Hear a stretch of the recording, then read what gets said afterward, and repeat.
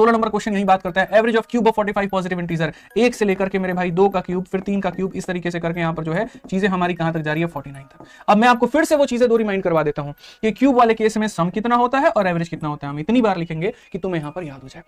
और ऐसे सवाल पेपर में पूछे जाते हैं। जब सम की बात होती है तो यहां पर n इंटू एन प्लस 1/2 का मेरे भाई क्या हो जाता है, होल स्क्वायर हो जाता है। ठीक है, अब यहां पर आप करते हो n का स्क्वायर, जिसको n से डिवाइड करने के बाद ये हो जाता है। यहां पर आप इसका मेरे भाई स्क्वायर करते हो और 2 का स्क्वायर कितना होता है, 4 होता है। ये होता है औसत। ये क्या होता है मेरे भाई, यहां पर औसत होता है। अब जब आप बात औसत की आती है तो n की वैल्यू 49 है, तो यहां पर n की जगह कितना रखोगे, 49 रखोगे। 49 में जोड़ो 50, तो मेरे भाई 50 का स्क्वायर यानी 50 इंटू 50 हो जाएगा। डिवाइडेड बाय क्या हो जाएगा, 4 हो जाएगा।